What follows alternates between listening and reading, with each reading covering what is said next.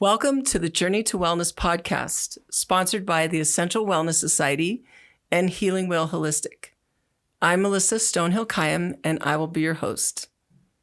With over 40 years' experience in the health and fitness industry, I am ready to dive in to some of the most conflicting topics we have regards to health today. Let's go.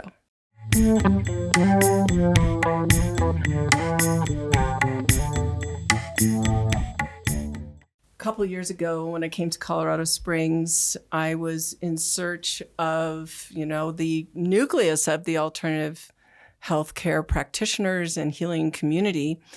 And I met this young woman, this extraordinary entrepreneur named Sarah Grant. And I didn't really know that much about her. I didn't realize what a powerhouse this woman was until I dug a little deeper.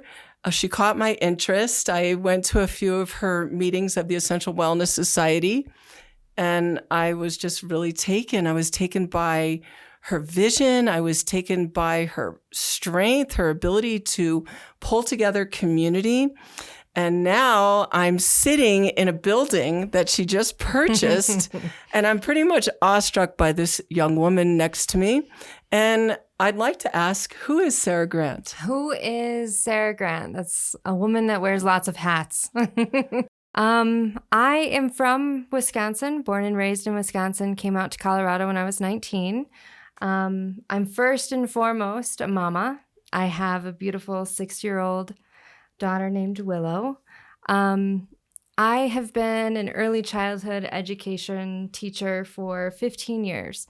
And after having Willow, I realized I needed to step into more of a holistic field, and herbalism has always been a thing. So I started studying herbalism when I was big, fat, pregnant, and all of the pressures of a new mama and this, that, and the other.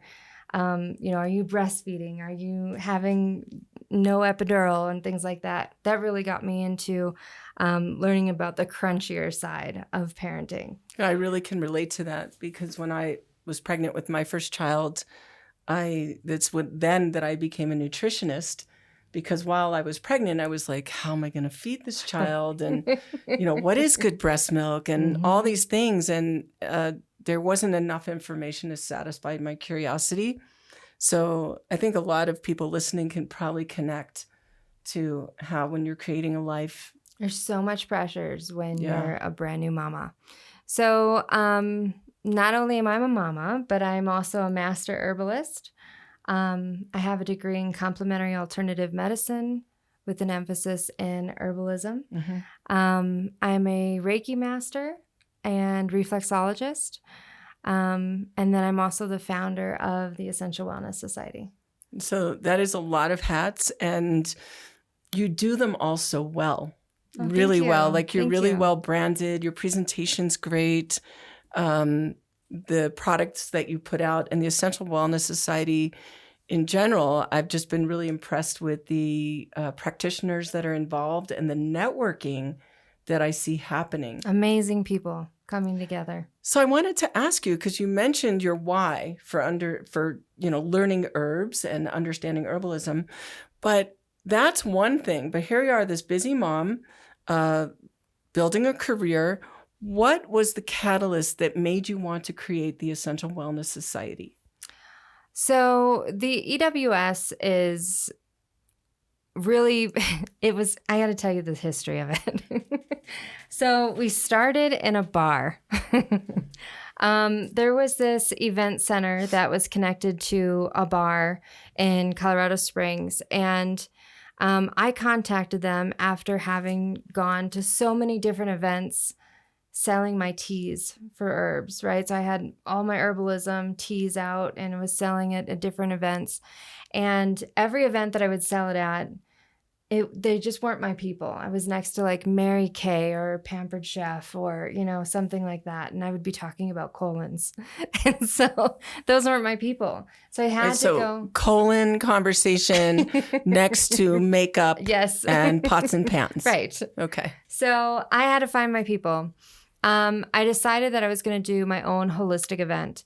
I went to an event center, and they said they had a bar, and if I wanted to run wellness on Wednesdays. And wellness, like no pun intended with the well drinks. Right. Like it no, wasn't like a wellness thing. No. Okay. It was supposed to be for women coming out and meeting different holistic practitioners. So I would always have like a chiropractor or an acupuncturist. I was an herbalist with teas, and I was just trying to really create something in that space. So the Wellness for Wednesdays, not a lot of people come out that want to go to a bar and be well on Wednesdays. So that went on for about 6 weeks or so. And then I said, okay, I need to step back. And I threw on this huge event. I had over 60 vendors, and we had presentations. But wait a second, dial that back for a minute. So the bar scene wasn't working. No.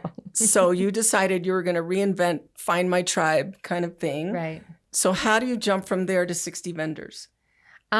Just meeting people, going out and showing face. If I saw people were doing open houses, I would go there and say, hey, this is what I'm trying to build. I don't fear abundance, and let's collaborate. Nice. So I found these amazing people that were like, this has never been done before here. Right. You know, I haven't seen anything like this. And I had like detox foot baths going on. And then there was always presentations. It's always free to the community. And that was my first event. And I got a lot of traction from there. So after doing that one, I started doing networking meetings. And because I was raising Willow, I did kid-friendly networking meetings. And that got to meet with other parents that were raising their child while trying to create a career. And so this allowed us to collaborate while our kids played. Nice. Yeah. That's a nice meetup. So yes, it was very convenient. So you had a super good support group. You found that you were connecting with people that you could call your tribe. Mm-hmm. Was that already like the Essential Wellness Society? Had that already come into your mind, or was this before? So the Essential Wellness Society was well created already. It was just one night when I put Willow down to sleep, and I worked between, her bedtime, 7:30 to like 2 a.m, figuring out what am I going to do with this space. I need to create something that holistic practitioners can come together. I need to network, and I want to have something that funnels an event for our community. So it's hitting the practitioner space and the community space, and then collaborating the two. So I find it really interesting, like this need to grow. And I was listening to a podcast actually today, and it was talking about some people, it's almost like in their genetic makeup, where they have a vision and they need to pursue it. Mm-hmm. It's like this great driving force, because how many new moms will babysit or form play groups or, and then put aside the things that they really want to do in the creative realm or the healing realm because they feel like maybe they can't, Mm-hmm. So that drive, that fire, that passion, where does that come from? I'm going to go human design on that one. I'm a manifester. Okay. So manifestors really just attract and pull energy mm-hmm. into that space if they want to create something. So that's me on that side, on my woo-woo side, with manifestation and human design. Well, I could see that. Like I saw that the first time we met. And we met, and we were supposed to meet for an hour, and then it went into like 2 hours. And it was just so much of that, you too, really? Right, yes. Do you feel that way also? And so I really felt like this just kindred connection to you. And I think that what you're doing and what you're creating here is amazing. Let's talk about this building. Okay, so commercial building was a huge step, huge leap for the Essential Wellness Society. The idea is to have something local so that when the Essential Wellness Society starts to grow across the United States, we have chapters starting to build. We have a home space for people to come and do educational series, do community groups, do sister groups, sister circles, all kinds of things that can come here. A buddy of mine is doing a kava circle, and that really helps and hits a lot of people that have been in the sobriety field, or what they need. So the idea with the space is to have holistic practitioners coming together and seeing clients, educating clients and our community just on holistic health, whatever their profession is. And then also maybe retail, bringing in a little bit more of community-based homemade products and things like that. And you head up several events during the year. I know you do Holistic Health Week. You do the Pikes Peak Herb Fest. Am I missing any? Pikes Peak Herb Fest is on its 18th annual. So that was given to me by another group that just didn't want to take it on. Mm-hmm. And so I've been running with that, and it's been great. The local Holistic Health Week, that's for all holistic practitioners to come together and promote holistic health. So it's really just bringing everybody in the forefront of the community to say, hey, we're here and this is what we want to teach and we want to provide for our community. Right. And, so and those like are the every two single main one of these things is a big undertaking. Mm-hmm. And you take it on with a smile. Still, having a young child and going to birthday parties and Yes. the things that you have to do as a mom and working along building and building and building. One thing that I've noticed is that you attract really great people. I am part of your Essential Wellness Society. I have seen some of the members that are also renting in this space and some of the amazing talent. I personally love it, having myself been from big cities, coming to a place like Colorado Springs. At first, I was a little nervous of the kind of work that I do, and would it be well received, and is there a pocket of community? How much education and outreach do we have to do? So when I met you and heard your vision of what you're building, and then, you hear people's visions, but then you see them actually building it. So they're doing what they say they want to do. So that's a whole other level, Mm-hmm. right? Because you could want Right. something, Mm-hmm. but then you don't take the steps to make it happen. But then that's not who you are. No, I can't Right. sleep at night if that doesn't happen.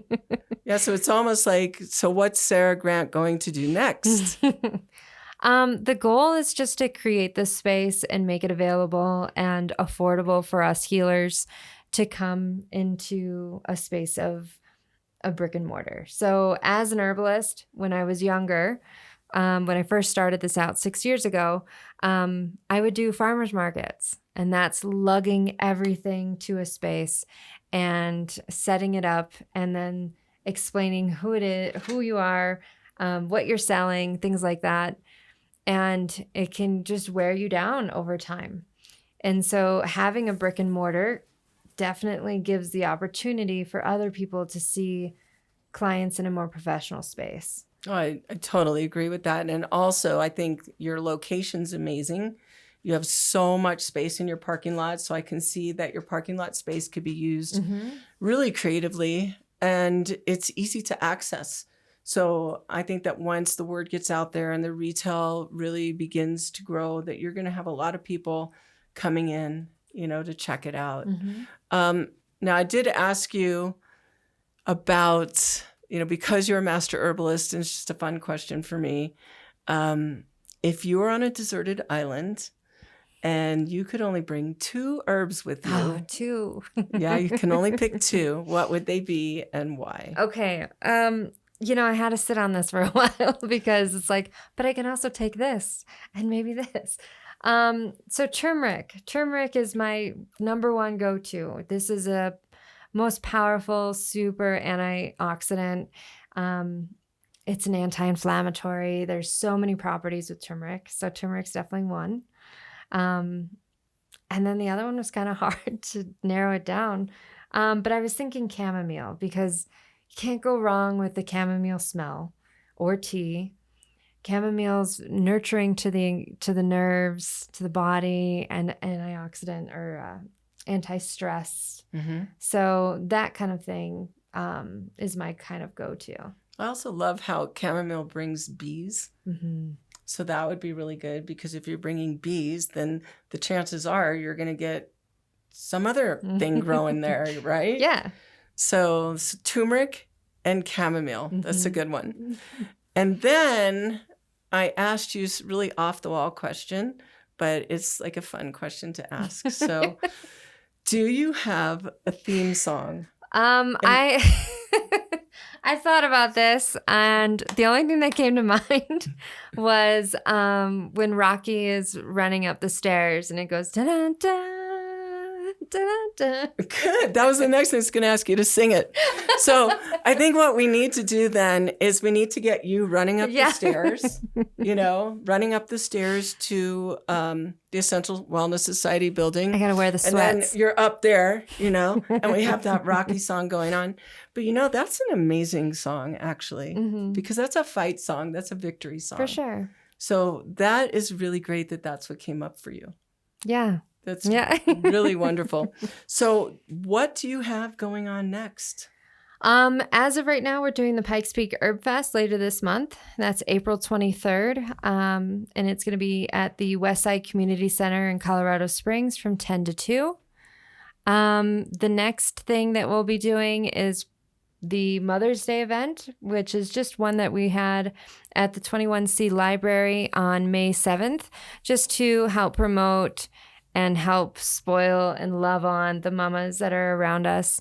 But we have like a boutique, and so it's a little bit outside of the health and wellness realm. But after that, we're doing the local Holistic Health Week, and that's going to be third week of September. And more details will come on that. And then we have some other ideas that we chatted about. One was you would like to do some sort of gathering, whether it's a music circle or drum circle, but it would be the Essential Wellness Society and Healing Wheel Holistic Connecting. We're looking at some park space. Yes. I love this idea because I have visited the different drum circles here. I'm the one dancing in the middle, nice. Having a really good time. And I love the energy it brings. I like the sense of community. We do have a short season of being outside, unless you want to wear a jacket and build a bonfire, because that's always an option too. But what do you see? Like, what's your vision for this? I would love to have something that has sound healing like you're doing, with the ability to have all walks of life to come and enjoy the music. My little one loves to get in the middle of the dance circle and be the star. So, opening it up to all kinds of people. I love that. And when you mentioned the sound healing, the medicine music project type thing that we are doing, so part of that, where I really wanted to connect with the potential for another circle, and I'm not going to label it whether it's drum or music yet, is that our inner circle of people were Reiki masters. And having the ability to work together in that realm was so high for me. Like, I don't know what you were feeling when we just had our last medicine music project performance, but having you there, having Julie there, having Celine there, and then some of Julie's students. But at one point, there was about 5 Reiki masters just beaming. Totally, right? And so when you mentioned the circle of music, and whether it's guitar players or drummers or everybody, or shakers, rattlers, movers, I thought right away, how nice it would be if we did the biggest Reiki share in America. We live by the biggest Pikes Peak mountain. Why not go big, right? And just have that kind of vibe, because I think that really connects well here. And I was just kind of putting my own little frosting on your vision. I'm thinking about what that would look like. I have a lot of people interested in a Reiki share. And Right. so if we added music to it, that's just more love, right? Right. I would love that. I would love to see that as what we do in sound is very unique. And then adding the Reiki to that, and then the movement, of course, because people move when there's music. Just all of that synergizes so well. So I'm really looking forward to that. And then we've been speaking about doing something to heal the healers, a day retreat to honor the people that are practitioners here in Colorado. It doesn't matter if you're from Colorado Springs or Denver, Fort Collins, doesn't matter. We're coming out of a time of kind of chaos in healthcare. So many of us were shut down. There was a lot of struggle for survival, and those that were able to worked under very inopportune conditions. So I feel like our healing community needs a lot of love. Yeah, for sure. So I'd like to be able to do that for this community as well. Well, thank you so much for your input. And I'm excited to be hosting this podcast for you, transmitting from your building on Austin Bluffs. Do you have certain hours of operation you want to share with anybody? Not yet, because we're only two weeks old. Because we're only 2 weeks old, we don't really have hours yet. We're still painting. But we do have a community room. The community room is available for rent for all holistic practitioners. We have people from the chiropractic, physical therapy side, all the way to the chakra healing and metaphysics. And then our grand opening is going to be sometime in June. So that's a lot to look forward to. You have the community room, so there's going to be a schedule of many different events. Would that be on your website? Yeah, that's on the website. You can find all of the events that are coming up as well on there. And what is the website?